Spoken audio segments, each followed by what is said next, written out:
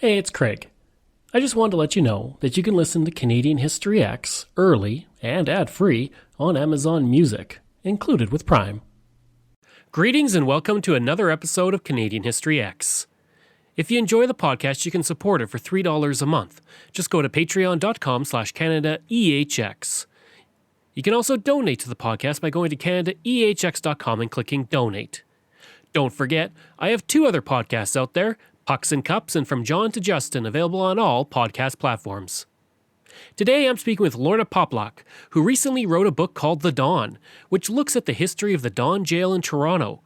It's a really interesting book, and it's a really interesting history, and we talk about the jail, the characters within it, the escapes, and much more. So let's get right to the interview. First question is, what inspired you to write the book on the Don? I'd say that the first spark came when I was working on my first book.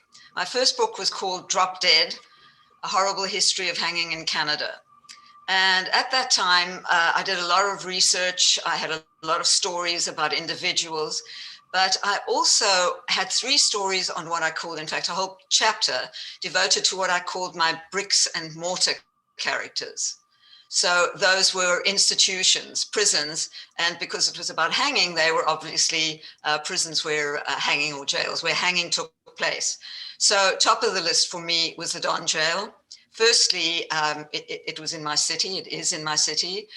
Secondly, it was really top of the list, one of the most awful institutions. And quite a few hangings took place there over the years. In fact, between 1872 and 1962, there were 34 men hanged in the Don Jail. So that really piqued my interest, and I started doing more research, and obviously I wanted to write up on the Don Jail, and I found all sorts of interesting facts about it. I found, for example, that it took 6 years to build. So, why should it take that long? It really did seem a long time.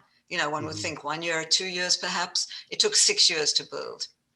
I found out also that about 4 years in, there was a fire in the jail.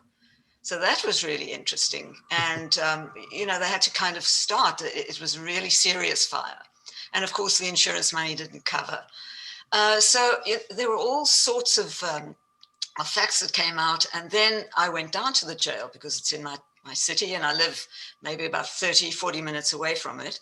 And I walked down and I went into the library, and the librarian took me on a tour of the Don Jail, because the library that I'm talking about is actually the Bridgepoint Library. So the Don Jail is actually part of the Bridgepoint complex now. It's the administrative building for Bridgepoint. So, it's come a long way since those early days when it was just on an outpost all alone outside the city in Toronto. So anyway, the librarian took me on a tour and she introduced me to people. And I had contact with these people over time. They provided me with more information, with images, and I was just snagged.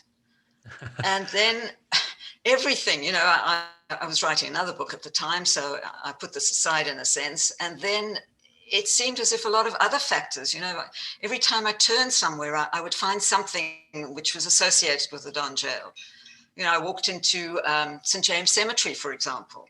I was walking through St. James Cemetery, which is just on Parliament Street in Toronto, downtown Toronto. And as I was walking along, I passed a grave marker. And I went to look at the grave marker and I saw that it was the marker of William Thomas. He was the architect of the Don Jail. So there were all these things that were just kind of nudging me and, kind of insisting that maybe this was something that I needed to take a look at. And here I am. The book is done. You mentioned 1962. It seems like it's right around the time with the last two hangings in Canadian history. Was that actually at the Don Jail, that the last two hangings? Yes, those were at the Don Jail. Yeah. Okay. Those were Ronald Turpin and William Lucas. Oh gosh, his first name, Arthur Lucas, I'm sorry. Ronald Turpin and Arthur Lucas. So they were hanged back to back in the jail. And just before their hanging, in fact, one of the lawyers came around and said, "You'll probably be the last ones to hang." And Turpin, who had a kind of a strange sense of humor, said, well, that's a real consolation. But in fact, they were. That was in 1962, but it took till 1976 before capital punishment was abolished in Canada. Now the Don, it was what made it so different in its time? Well, that it was a different type of jail. What made it different? So the Don jail was started in, excuse me, it was started in 1858. It was finished in 1864. So the Don jail was actually the fourth jail built in Toronto. Well, I suppose technically you'd say it was the second jail built in Toronto, because the first two were built in the town of York. So the city of Toronto was incorporated in 1834. So the first two jails, the first was in 1800, built in 1800, the second one in 1824. So just to briefly tell you what these ones were like. The first one was a log cabin. It had 10 rooms. It had no heating initially. Eventually, I think that they put a little heater somewhere in the middle of the thing. It accommodated a whole slew of people, different kinds, men, women, children, debtors, people awaiting execution of their sentence or trial. So it was a real mishmash of people in there, and it was a log cabin. So the conditions were terrible, very drafty, very cold. The second one was a brick building, and this one was on King Street, just to situate it. It was on King Street, where the King Edward Hotel is today. So it was right downtown, what we would call downtown today, but in a sense, the town was so small, it was like 10 blocks in those days. So, it was kind of a little bit outside the town. The second one was also in that general area. That was a brick building. And that one was possibly slightly bigger, although historians of the time complained that it was very ugly. But also conditions were terrible in there. Some of the windows were broken. And again, there, the inmates were sleeping on the floor, just on straw on the floor. There were no beds. In fact, I think it was only in 1851 that inmates got proper iron bedsteads. Until then, they'd just be sleeping on the floor on straw. So that was the second one. The third one was on Front Street at Parliament, and it was right on the waterfront. Front Street then was in fact on the front. And that was also, a terrible institution. And, it had a wall around it, and there was if they needed, they would put the gallows up on the wall, because hangings took place there as well. So those were the three. That one was built in 1840. So those were the three precursors. So by the time we got to the middle of the 1850s, the city and the province really felt that they needed another jail, and a bigger one, to accommodate the population, which by then was about 50,000 people. So they needed something bigger. This was their assessment. And when you look at what the jail was, it was really different. It was architect designed, and the architect who designed it was one of the prominent architects, William Thomas, in Toronto at that time.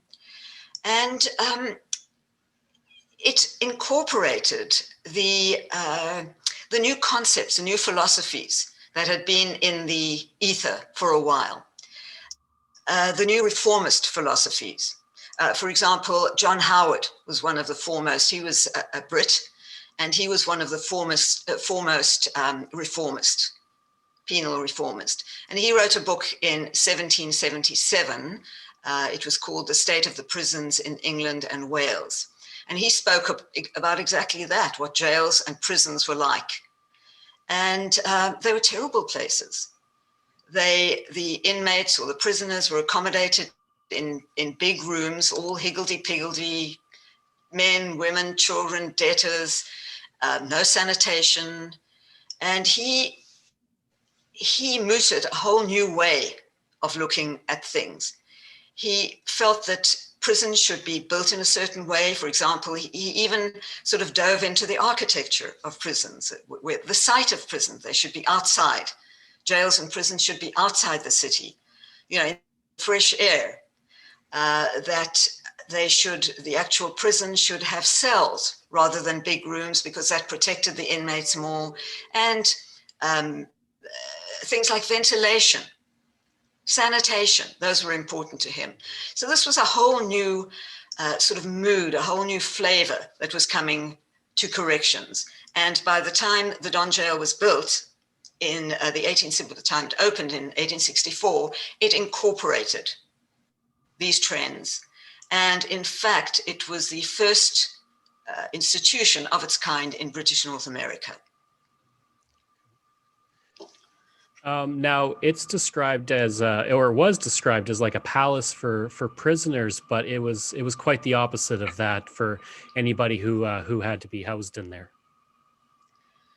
Yeah, so the palace aspect, it was regarded as a palace because, as I mentioned to you, it was architect designed, William Thomas, foremost architect, and it incorporated the latest trends in architecture, in penal architecture at the time.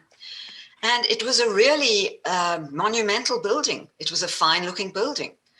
It's got this wonderful facade. You and I are on a Zoom call at the moment, so you can see behind me this facade, which has kind of been cleaned up. If I move slightly out the way, you'll see, no, you can't see it, but there was an entrance, a very substantial entrance, big oak doors, and on the top of the entrance there was a keystone.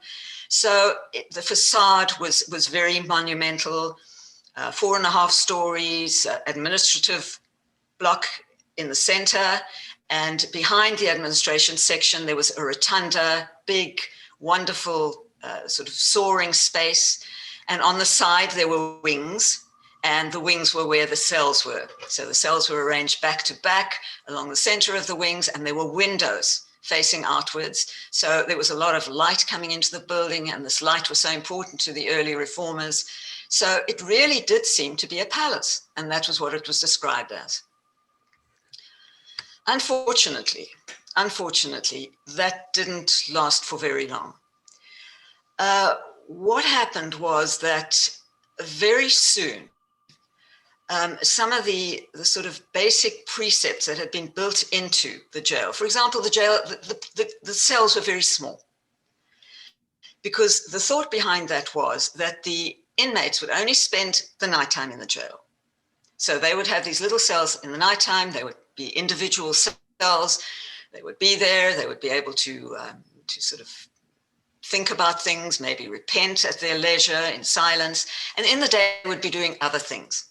They would be working, because there was the jail was built on the grounds of an industrial farm. So there was a farm. They should be planting peas and potatoes, or in classrooms, perhaps.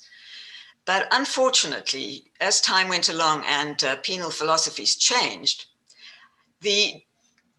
what happened to the inmates changed as well. So instead of being able to go outdoors and sort of spend time working and doing sort of meaningful work, they found themselves spending more and more time inside. So at night they would be in the cells, and in the daytime they would be in the corridors.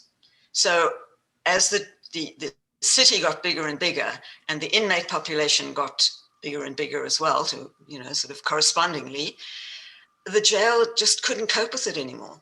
So it got overcrowded. And in fact, over the years, overcrowding was the main criticism leveled against the jail. Always, that it was overcrowded.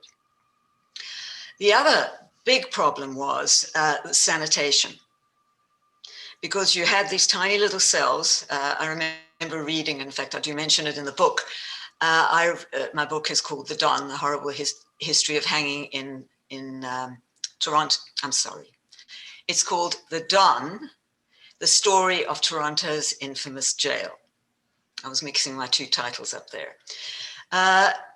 Anyway, so these cells, as I describe at one point in the book, a mayor described it as being the cell, as being so small, so narrow, that you couldn't back a fat horse into it.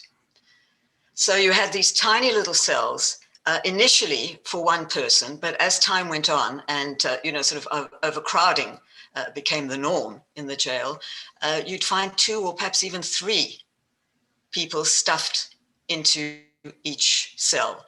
So it was very overcrowded, and there was no sanitation in the cells at all. So the inmates would have night pails. So you can imagine, with the jail being overcrowded and people having to use pails in the night, it was terrible. So this was the smell, as it was described, was absolutely awful within the jail. Jeez. Now, tell me a bit about George Basher, or Basher. Yeah. His full name was George Headley Basher. Now, when I came across that name and I realized that he had been the governor of the Don, I scratched my head and I thought to myself, nonfiction just gives you these things. It makes gifts of things like that. I mean, a name like George Headley Basher, it just sort of suggested to me the type of person that he was. Mm-hmm. And in fact, that suggestion was correct. So George Headley Basher, whenever I think of him, I have to mention both his first names and his last name.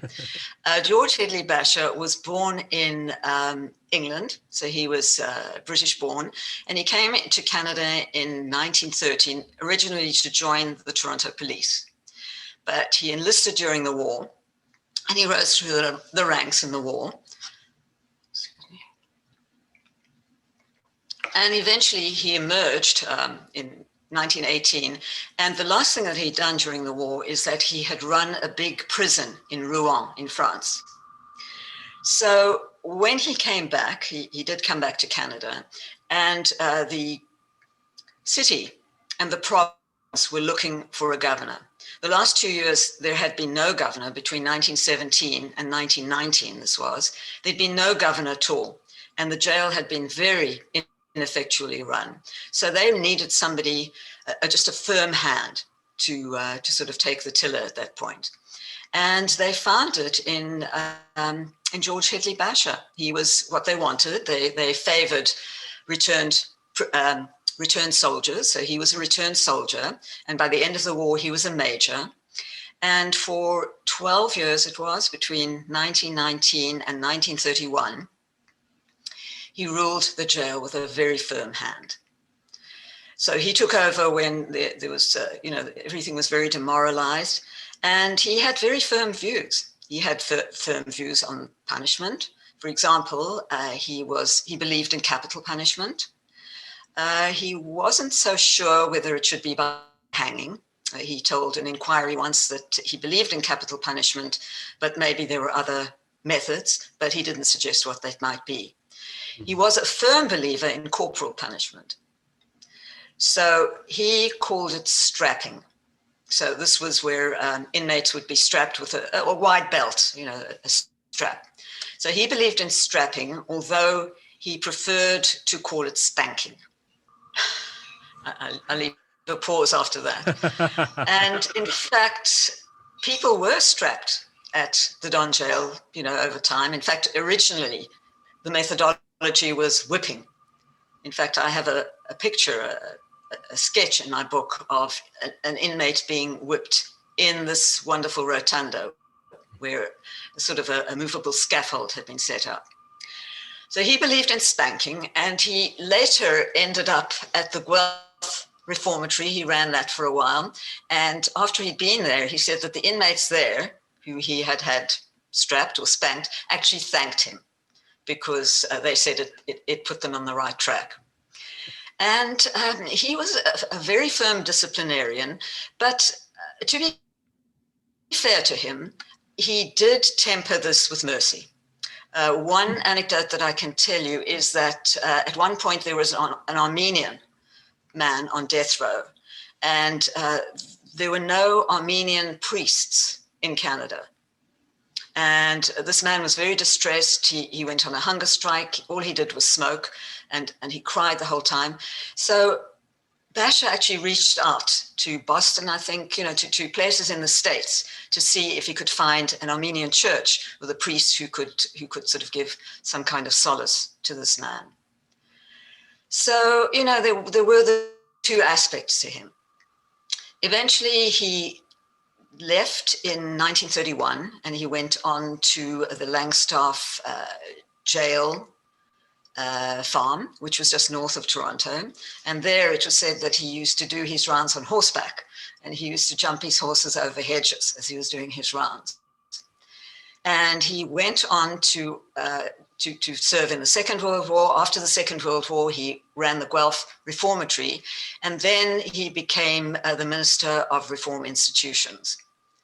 But he came back to kind of oversee the jail in 1952, and that really turned out to be a low point in his career. Why was it a low point? Okay. So the reason it was a low point was that in 1952, there were, in 1951 and 1952, were two very famous escapes from the jail. And both these escapes were by members of the Boyd gang. And this was a gang of bank robbers who, I would say that in the spectrum of violence, they were probably not the most violent, but they robbed banks, and they robbed banks using weapons. So, they were serious criminals. Mm-hmm. So 3 of them ended up in the jail in 1951, and they escaped from the jail by sawing through the window. Subsequently, they met up with the 4th one. So their names were Edwin Boyd, Lenny Jackson, Willie Jackson. So Lenny and Willie were not, although they had the last name, they were not related. They were the ones, 3 of them, those were the ones that did the first escape, that escaped the first time. And then they met up with another man whose name was Steve Sushan, and they promptly started robbing banks again. And then, so that was, they escaped towards the end of 1951. In early 1952, in March of 1952, Lenny Jackson and Steve Sushan were in a car, and this car was sort of flagged down by a couple of policemen, and Steve Sushan shot the policeman. This man's name was Eddie Tong, and he subsequently died. So now, in addition to being kind of quite serious bank robbers, these men were murderers as well.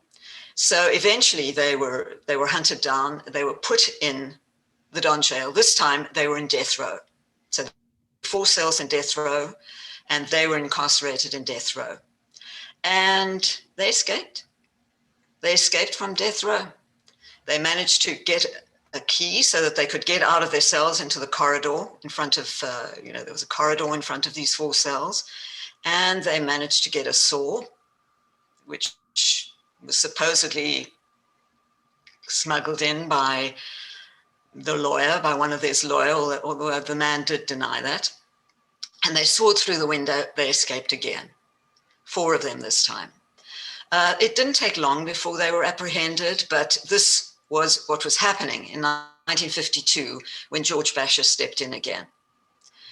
And he got involved, and he had made sure that the governor was one of his own men at this time.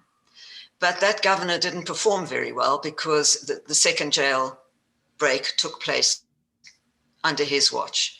So really, this wasn't a very high point in Basher's career. But he did go on to serve, sort of as a minister for another few years. Mm-hmm. You kind of mentioned a few of the people, but what were some of the memorable characters that were housed in the Don?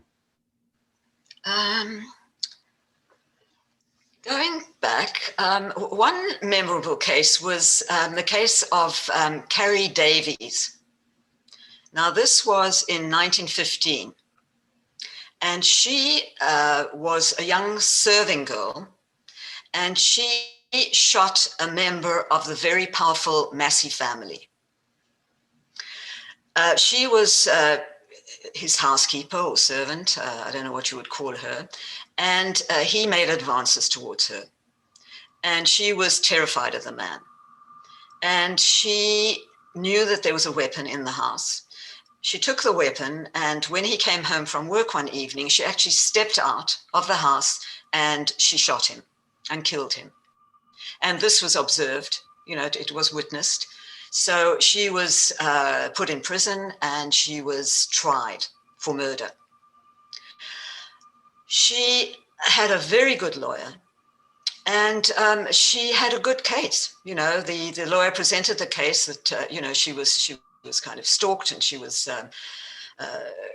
vulnerable, and in fact she was acquitted of this murder case. But for the 8 days, and prior to that, as the case was moving through the courts, she was housed in the Don jail. Now, because of the fact that there were very rough types in the Don jail at that time, the matron in charge took pity on her, and she was housed in the infirmary, not with the general sort of jail population that kind of might have been quite hard bitten. She was 18 years old, very vulnerable, and she was acquitted. So at the end of all of that, she thanked the jail, she thanked her lawyer, she thanked just about everybody.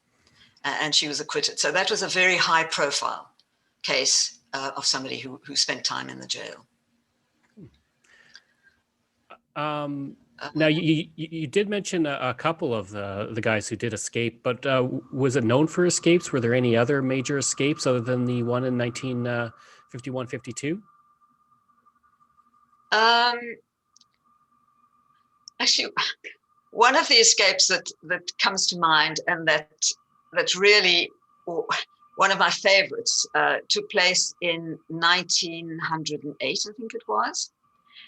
And at this time, and really it was very embarrassing for the jail, because at this time, as I said, the jail got very crowded and there was a lot of overflow, and there were some sort of very kind of serious offenders being housed, awaiting trial, awaiting transportation elsewhere, housed in one of the corridors, very close to the execution chamber. And by some methodology or other, they managed to get the key to the execution chamber, and they cut through. There were 7 of them implicated. They were called very serious offenders, and they managed to cut their way through the wall, 3-foot thick wall of the room. This is the execution chamber. They cut their way through the wall using the lever that was pulled when the gallows was activated. Mm-hmm. So they cut their way through and they escaped. And some of them were apprehended again, but this was a real scandal at the time, and that was, as I say, in 1908.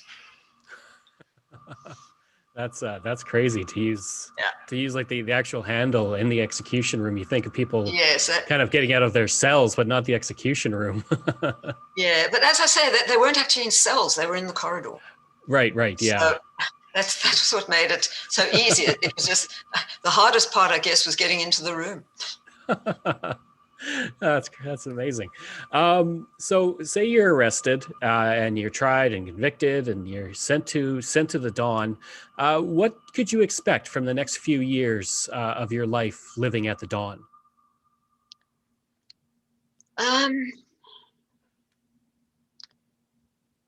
It was pretty tough in there. As I said, overcrowding was always a problem. So the people were overcrowded. There were other problems there as well. There were violent offenders housed there. It was kind of a holding tank in a sense. Mm-hmm. So violent offenders could be held there pending being moved to other facilities or whatever. So it wasn't a very pleasant place to be in. There was disease. There were mice in the place. There were rats in the place, and there was disease. So it wasn't a great place to be incarcerated in. And as I said, as time went on, it became more and more crowded. Mm-hmm. And so it's become more and more crowded. You've had the escapes in 1951, 52. Obviously, it's no longer a jail. So what led to its eventual closure as a jail? So it opened in 1864 and it closed in 1977. Over the years, there had been a lot written about the jail, a lot of flack being directed against the jail. There had been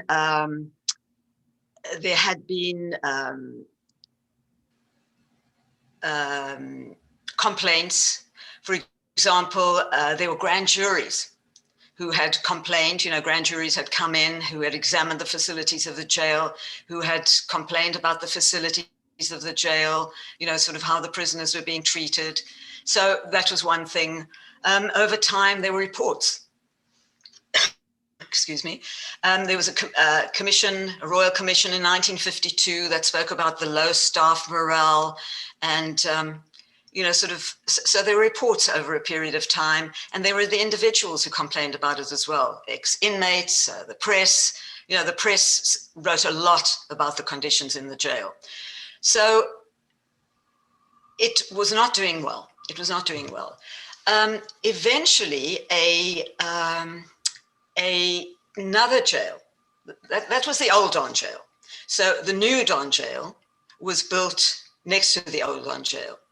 And so a lot of the inmates were moved over to that facility. And then in December 1977, Frank Dre, who was then what was he? He was the Minister of Correctional Services. He announced that the jail was going to be shut down. And in fact, he wanted it to be pulled down, and he wanted it to be turned into a garden for the benefits of the people at the nearby hospital. Mm-hmm. But in fact, it wasn't pulled down. There was a lot of public outcry because, it was an institution. And, what does one do with an institution, even if it is tainted? Should you pull it down or should you not pull it down? So in fact, it wasn't pulled down, but it was closed as I say, in 1977, and then it just lingered on. Mm-hmm.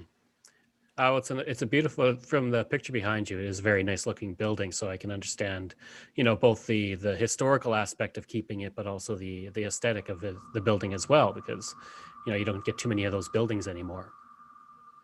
Yes, ultimately in the 2000s, it was brought into the Riverdale. So there was a hospital at the back, and ultimately the hospital became Bridgepoint.